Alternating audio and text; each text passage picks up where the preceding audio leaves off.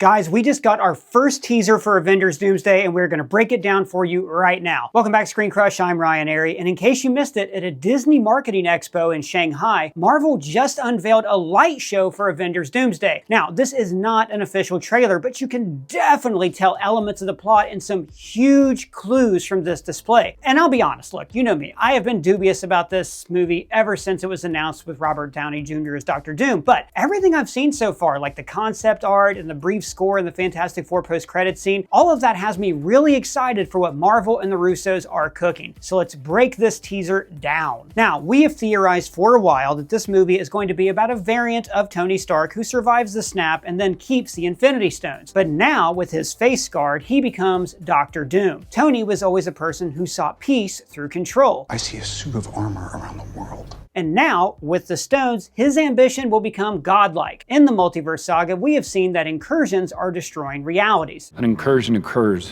when the boundary between two universes erodes and they collide, destroying one or both entirely. And those could be caused by lots of different things, like a kid not getting into college, or just reading the wrong book. So we think that Doom's universe actually died because of an incursion, maybe even because he kept the Infinity Stones for himself. But now he wants to stabilize the multiverse and create a suit of armor around all of reality. And before we get rolling, I want to remind you guys really quick that we will be in New York for our final live show on Comic-Con weekend, October 10th at City Winery. Come meet us, geek out, and maybe learn a little bit of something about yourself. Links are below. Now, this is actually a light show that was shown off at the Disney Marketing Expo in Shanghai. You can actually watch the full thing basically right now anywhere on the internet. It's one of those pieces of technology that are truly mind-blowing, and I believe that this is going to tell us a lot about the story of Avengers Doomsday. So first, we see this green mist. Now remember, in the show Loki, that series ends with Loki basically assuming guardianship of the multiverse. He weaves together different realities and then sits at a throne at the end of time and space. So this allows the multiverse to expand exponentially, which unfortunately probably leads to universes like Doom's suffering and dying because of incursions. So the first image we see is of Doom's gauntlet reaching through this tear in reality. This is very similar to this tear we see at the end of Loki when he seals himself off from the TVA. The third act of Doomsday could feature Doom using his time platform technology, which by the way is very similar to the TVA's doors, to enter the TVA, and then he makes his way to the loom where he will then go through this tear and dethrone Loki. This is also, I should note, very similar to the comic book Crisis on Infinite Earths, when the hand of the villain, the Anti-Monitor, reaches through reality at the beginning of the Big Bang. Except here, it's the greatest villain in comics, Dr. Doom, seizing control of every universe. Now, this story has many similarities to the 2015 Secret Wars comic that I'm going to have to talk about as we go along. Now, I should note the music here is incredible.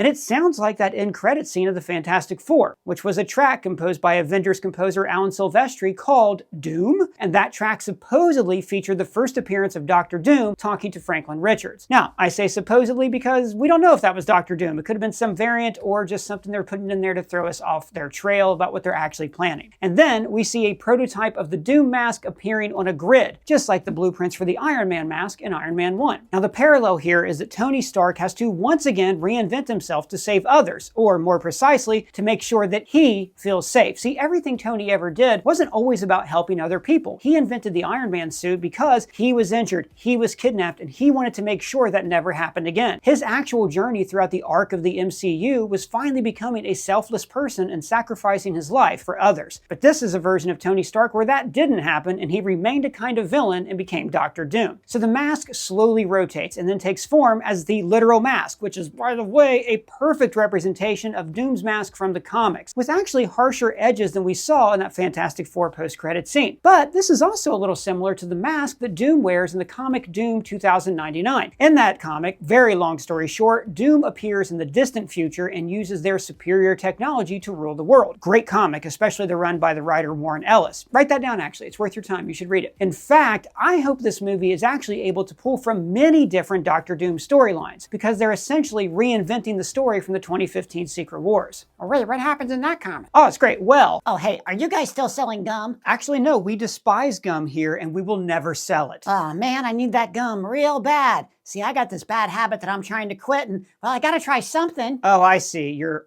on the gum. Yeah, I know exactly how you feel actually. I had this really bad oral fixation habit because of anxiety. And every time I tried to quit, I would end up doing this weird thing where I'd clench my jaw and I'd squish my face. But like I said, I hate gum, and I found another way to change my habit. In fact, I think you should try this. It's called Fume Zero. So this is a single-use flavored air device with zero vapor and zero batteries. It is not a vape, it is something totally different. There's no smoke, no charging, just pure flavored air and a satisfying fidget feel. And get this, it is just $24.99, which is probably a lot cheaper than the bad habit you're trying to change. Wow, that's a good bargain. Now this flavor is called Crisp Mint, and it tastes a lot better than the disgusting sugar rubber that you came in here to buy. And it's designed to be simple. Pick it up, draw it in, and taste. No setup, no recharging. See, Fume Zero is perfect for oral fixation, fidgeting, or anxiety, and it has this really fun chewable mouthpiece. That's my favorite part. And you can choose from 6 flavors: Crisp Mint, Peach Blush, Raspberry, Mango, Orange Vanilla, Spearmint Ice, and each one delivers more than 10 days of peak flavor. And because it's just $24.99, it's easy to try and see if Fume works for you. Fume has already helped more than 500,000 people make their change, and Zero is their most accessible option yet. So I highly recommend you try flavored air as a satisfying, affordable alternative to change your lifestyle. Zero vapor, just natural flavor and a better habit to reach for. You can try it now at tryfume.com/product/FumeZero, or scan this QR code or click the link below. Now back to what I was saying. So these movies are probably going to follow the 2015 Secret Wars comic very closely. So I want to run through that story because it's going to help inform why this light show isn't just random squiggles, unlike that tease that the Russos shared just a few days ago. So in the 2015 comic, the multiverse is destroyed by cosmic beings called the Beyonders, who invented the multiverse as a kind of experiment. But Doom is able to harness their energy to create one patchwork world that contains elements of many realities, and this is called Battle World. And we think the Battle World will exist in Avengers Secret Wars. And if Battle World is part of Avengers Secret Wars, we can see characters from all the different Marvel franchises pop up there. So Hugh Jackman will finally get to meet Tobey Maguire's Spider-Man. Now on Battle World, Doom makes himself God Emperor Doom and erases everyone's memories of their past lives. He even makes Susan Richards his wife, which frankly is the kind of thing that Tony might do, from his life before he became Iron Man. One of the most iconic images from these comics is Doom in his white armor sitting on this throne ruling over the Marvel superheroes. So this was actually part of leaked concept art that we won't show you on this channel because, get the video taken down by Marvel. And in this light show though, we do see a long series of shots of Doom sitting on a throne, like for a long time. There are flashes of him on the throne with various lighting. It's very cool. And to me, this implies that he shows up at Loki's multiversal tree, but then takes the throne for himself. And this would allow Doom to reshape the dying multiverse as he sees fit. And big shout out to Cosmic Marvel on Twitter for catching this incredible flash frame that looks like it depicts Doom ripping away a skeleton. Now, this is a perfect recreation from this classic panel from the Secret Wars comic where Doom brutally murders Thanos by ripping his skeleton out of his body. So if we need in this movie to show that Robert Downey Jr. Dr. Doom is this all-powerful god, then he needs to go up against some really big threats. For instance, at the start of Infinity War, they proved Thanos' strength by having him defeat the Hulk pretty handily and without the full Infinity Gauntlet. So in this movie, imagine if we see this version of Robert Downey Jr.'s Tony Stark go up against Thanos, the guy who he could barely draw a drop of blood from him with half the Guardians and Doctor Strange on his side. If he's able to just decimate Thanos this easily, that's going to send a message that this is truly the biggest, baddest villain that any of these heroes have ever faced. And this is all while the Avengers theme plays. Now, that original theme was about the heroes assembling, but with Doom, it takes on a much darker context. He is assembling the multiverse together into his hands, into something he can control. Suit of armor around the multiverse. And then lightning begins to crackle around him, like the power of the gods, like Thor. And this is sending the message that a storm is coming. And then Doom crackles with this glowing green energy, the same color on the TV monitors that show different timelines. But it's also the same color that Loki turns the timelines into when he weaves them together. Remember, when He Who Remains controlled the multiverse, the timelines were white and purple, but then Loki turned them to green, which is his signature color. And then we see these shards of the multiverse exploding outward. So this was the visual used to show the multiverse in the show What If. And this is showing us how Doom can now take whatever shards he likes and discard the rest. He can form his new multiverse composed of the pieces that fit into his new world, Battle World. And then he holds them all in the palm of his hand. And once again, maybe this variant of Tony kept the Infinity Stones, which allows him to reshape all of these realities. And then we see these lines expanding outwards, very much like how we see the powers of Magneto and Charles Xavier drawn in the comics. But here, I don't know, I just think this is a cool effect to show how the power of Doom permeates everything in all of existence. And then he builds this structure behind him. So this monolith is a line with a circle representing a binary, on or off, a 1 or a 0, which is very much how Tony Stark sees the world in, I'm sorry for this, Stark terms. Oh, brother. You know, for Tony, something either is or it isn't. Unlike Loki, for instance, who saw a tree, Doom wants structure and order to the multiverse. And we think this structure could replace the Castle of He Who Remains that we saw in Loki. Now, Castle Doom in the comics is an iconic location. It's his headquarters in Latveria. There are countless great stories that center around this. But because this version of Doom is based in the multiverse, we think this is the seat of power from which he will recreate the MCU. So then this all becomes a single point of light. Gatsby's light, a green light in the distance he reached out for. And this is similar to the universe at the beginning of the Big Bang. And then this green energy of the tree is reshaped into a ring, similar to the sacred timeline we saw in Loki, except this is an evolution from the sacred timeline into Doom's new reality, Battleworld. I should also note that this is similar to the beacon that we saw at the end of Shang-Chi and the Ten Rings. That movie ended with the rings activating and sending a signal out to someone in parts unknown. And we never found out who, so maybe that tease is finally going to get paid off in this movie.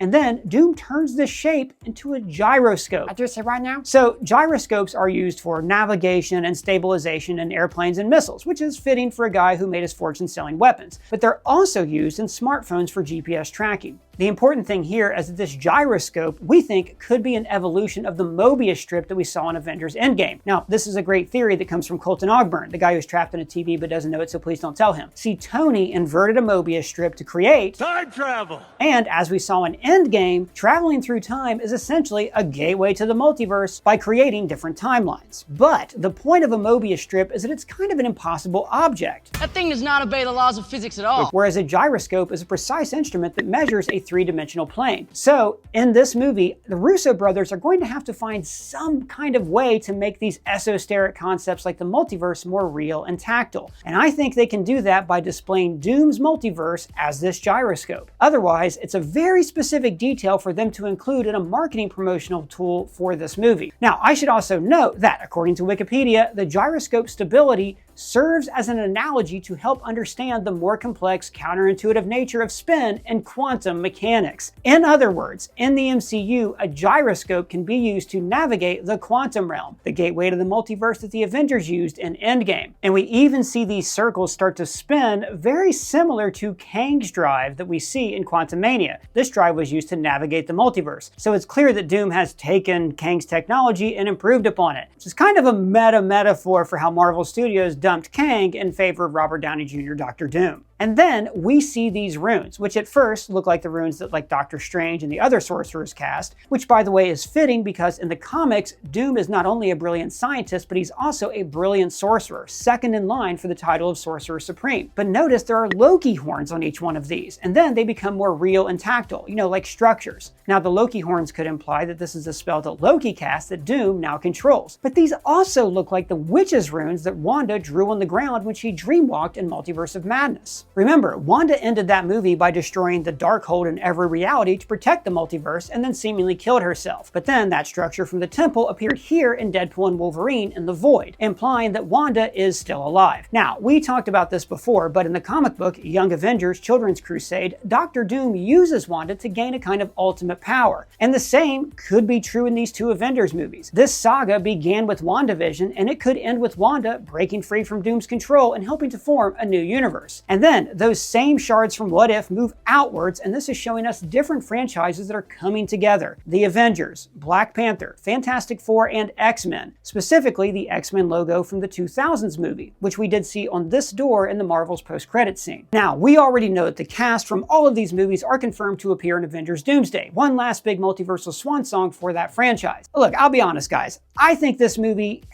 there's a big shot this will be a giant mess that makes no sense. But I am so excited to finally see another Avengers team-up movie. This franchise has been lacking this kind of connection. And as much as we like to see the comics adapted somewhat faithfully in this franchise, I am excited to see them try something new like Downey Doom. So, are you guys excited? Do you still think Downey Doom is a desperation ploy? Let me know your thoughts down in the comments below, or at me on Blue Sky, Threads, Twitter, or free to join Discord server. And if it's your first time here, please subscribe, smash that bell for alerts. For ScreenCrush, I'm Ryan Airy.